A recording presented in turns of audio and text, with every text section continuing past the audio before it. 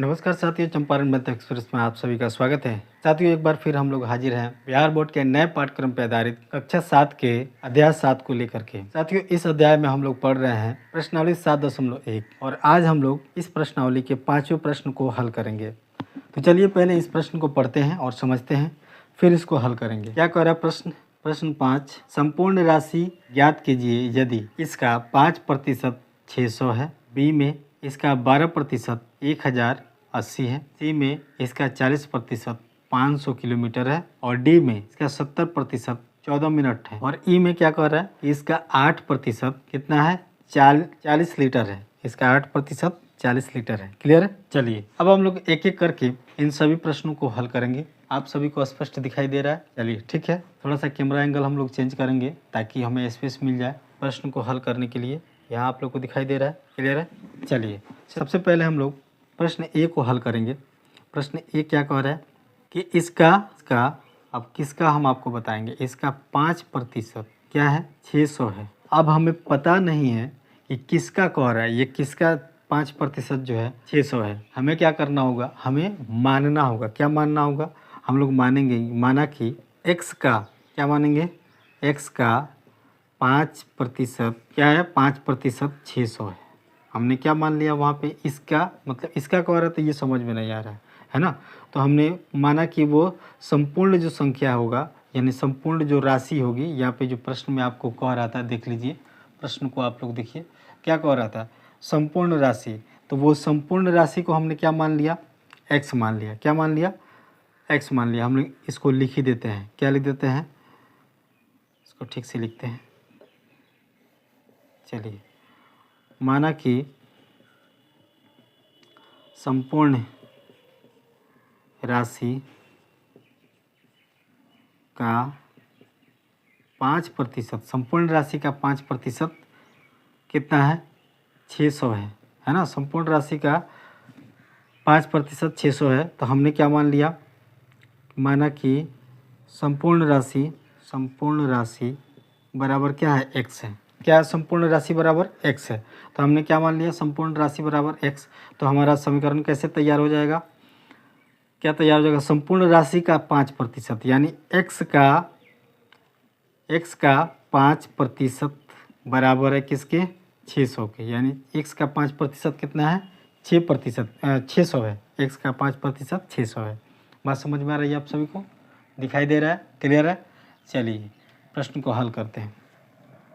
x जैसे कि तैसे रहेगा, का के मतलब यहाँ पे गुना है। ये 5 को ऊपर रखेंगे प्रतिशत और इसके बटे में 100। क्लियर है। बराबर के इस तरफ है 600। अब ये जो आपको भिन्न दिख रहा है 5/100, इसको हम लोग बराबर के इस तरफ लाएंगे। कहाँ लाएंगे, बराबर के इस तरफ। x को बाहर करेंगे, है ना। अब इधर देखिए, इधर 600 है और 100 क्या था, बटे में था, तो इसके गुणे में आ जाएगा। क्या आ जाएगा, गुणे में। और 5 क्या था, इसके अंश में था, है ना, ऊपर गुना में था, तो कहाँ आ जाएगा, भाग में आ जाएगा। क्लियर है। 5 से भाग देंगे तो 12×5 = 60। कितने मर्त में जाएगा, 12 मर्त में। यानी x बराबर आ जाएगा आपका 120 गुने 100। 120 गुने 100 जब करेंगे तो x का मान क्या निकल के आ जाएगा, दिखाई दे रहा है आप सभी को। x का मान क्या निकल के आ जाएगा, x का मान निकल जाएगा 120 पर ये 2 जीरो आके जुड़ जाएंगे तो निकल के आ जाएगा, x का मान आ जाएगा 12,000। क्या निकल के आ जाएगा, 12,000।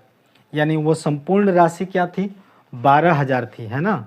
उस 12,000 में से उसका हमने 5% किया तो क्या निकल के आया था, उसका 5% 600 के बराबर था, है ना।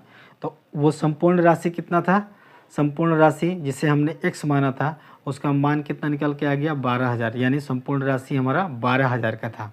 क्लियर है, आप सभी को समझ में आ रहा है, कहीं दिक्कत नहीं है, कोई परेशानी नहीं है। चलिए अब आगे बढ़ा जाए।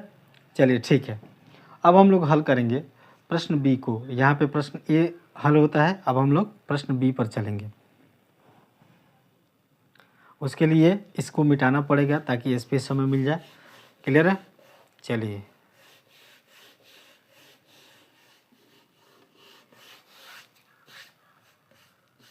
चलिए बोर्ड क्लीन हो चुका है। अब हम लोग प्रश्न बी को उतारेंगे। यहाँ पे प्रश्न बी क्या कह रहा है, किसका संपूर्ण राशि का 12% कितना है, 1080 कितना है 1080। तो हम लोग इस यहाँ पे लिखेंगे कि माना संपूर्ण राशि बराबर x होगा, है ना। संपूर्ण राशि बराबर क्या मान लिया हमने x होगा। तो इसका क्या कह रहा है 12%, यानी x का 12%, x का 12% किसके बराबर है 1080 के बराबर है। किसके बराबर है 1080 के बराबर है। चलिए इसको हल करते हैं। आप सभी को दिखाई दे रहा है 12 और बटे में 100, प्रतिशत का मतलब होता है बटे में 100, बराबर क्या आ जाएगा 1080। क्लियर है आप सभी को। चलिए अब इस भिन्न को 12/100 को बराबर के इस तरफ लाएंगे तो x बाहर आ जाएगा। क्लियर 1080 और ये जो बटे में 100 है इधर आकर के गुणा में 100 हो जाएगा, और ये जो गुणा में 12 है वो यहाँ क्या आ जाएगा बटे में आ जाएगा। क्लियर है। चलिए 12 से इसमें हम लोग भाग देंगे, किस में भाग देंगे 1080 में। तो 12 नवा 108 क्या होता है 12 नवा 108, यानी यहाँ क्या बच गया 90।